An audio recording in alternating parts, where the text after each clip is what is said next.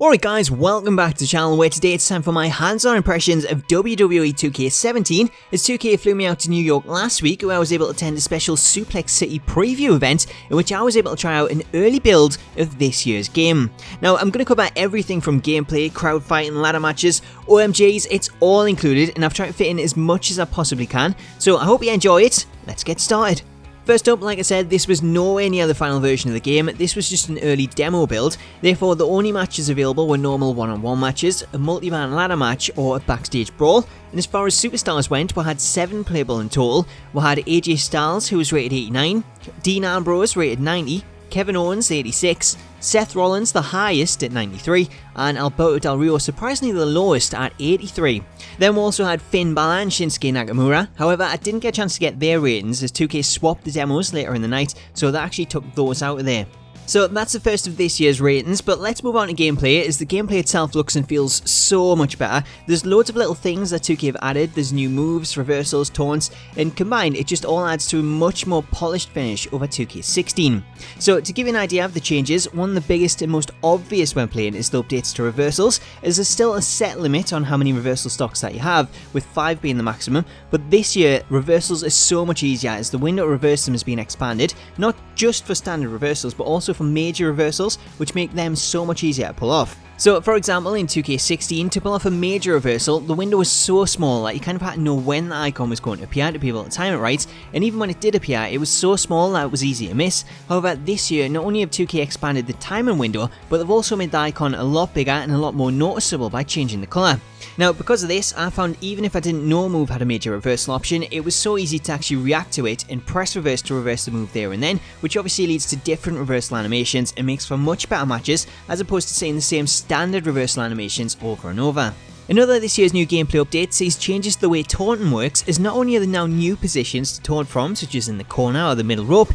2K have changed the way in which left and right taunts work. Now when you press left on the D-pad it activates a crowd taunt which sees your superstar walk towards the ropes and face the fans to gauge a reaction, which in doing so increases your momentum for a brief time while this gauge empties. Similarly, if you press right on the D-pad, this activates a second system in which you'll taunt at your opponents and start a second gauge that increases the damage that your moves do. Aside from the standard in-ring gameplay, outside the ring also has new updates as superstars feature 2 new ringside finishers that are separate to in-ring finishers, meaning if you have a superstar with top rope moves, then you can set standing finishers as an alternate to be used on the outside the ring, so you're no longer at a disadvantage. Another change to the ringside this year also sees an update to the camera angle, as now when both players are on the top area of the screen, the camera angle changes to a local close-up angle, which actually looks really good and it allows you to see what's going on instead of having the view blocked by the ring, but if you're not a fan of this, then you can actually turn this camera angle off using the menus. While you're at ringside, I can confirm that you can't climb the barricade,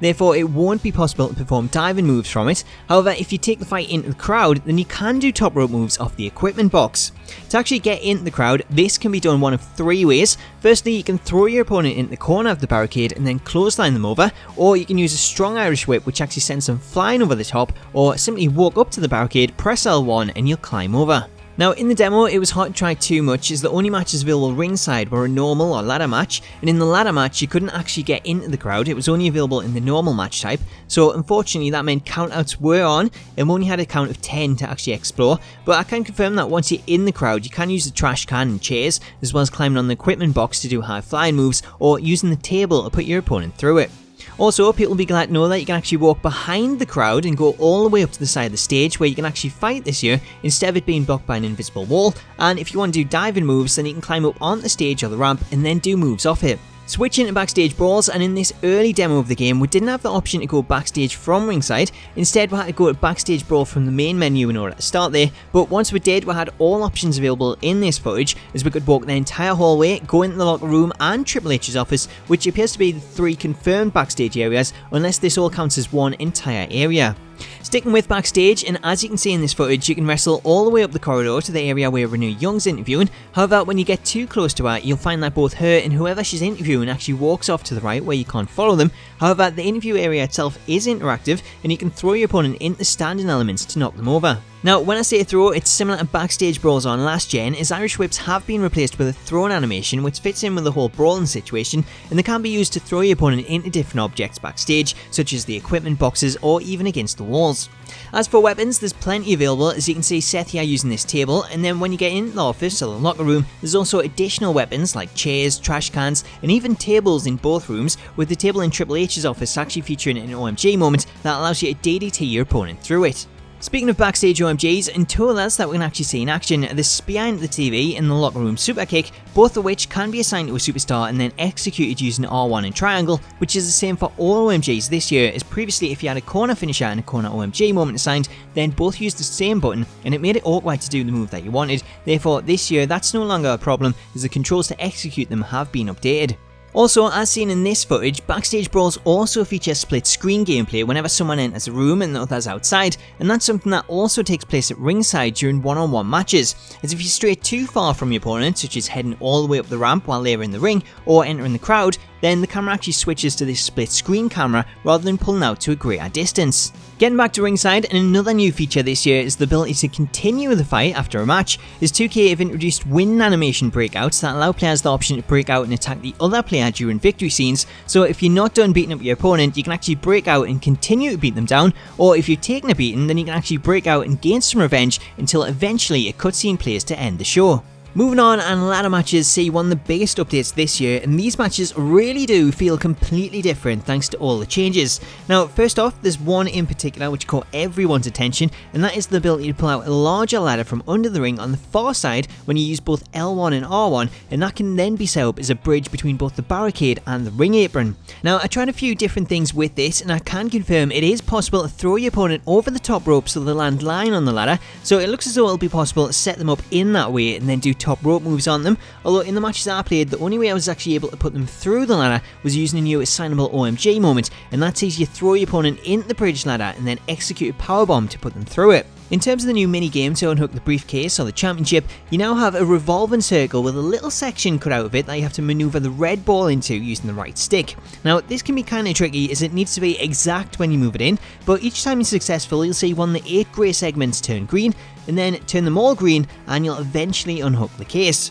Now, it might sound simple, but I can assure you it's a lot harder in practice, as the circle starts to spin faster if your opponent climbs the ladder and then starts punching you, which they can actually run up the ladder this year, so just when you think you're about to win, things can suddenly turn around, which makes matches much more dramatic, just like you can see here as Styles has suddenly turned things around and is now one segment away from a win. That is of course until Seth Rollins pushes the ladder over, which is no longer instantly done with the press of a button. Instead you have to keep pressing circle to push the ladder over, which once again makes things more dramatic, as that slight delay in pushing over could see your opponent unhook the case. Other updates to the ladder match include updated sound effects for the ladders, as well as a change to the ladder finishers, which now sees mid-move reversals, which allow you to quickly reverse a move like Seth Rollins' neckbreaker and actually do that in mid-air, as well as the new rollout feature that's active in regular matches, where a superstar will roll outside if they're taking too much damage and then stay there until they either recover or use the breakout feature to get back in the ring to try and stop someone winning. However, doing that actually puts you at a disadvantage, as you receive a temporary gauge that actually sees you take more damage until it drains.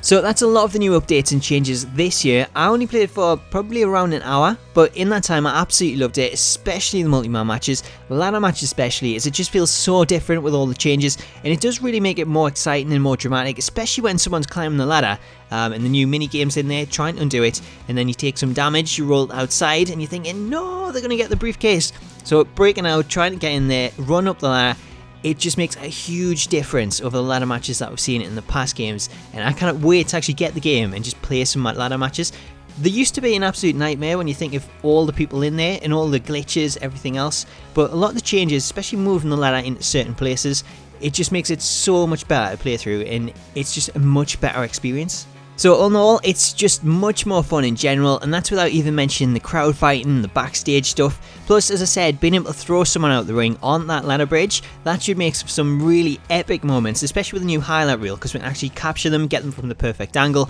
and it's something that I'm really looking forward to, although the highlight reel wasn't actually in this build because it was so scaled down and it was such an early build, but of course that will be in the final game, as that has been announced. Anyway guys, that brings us to the end of this video. I hope you've enjoyed it, as I've tried to fit in as much detail as I can, but I'm sure there'll be things that I've missed. So what I'll probably do is a second follow-up video with anything else that I have missed, and maybe a Q&A as well, so I can do that on a live stream, and then you can answer any questions that you have.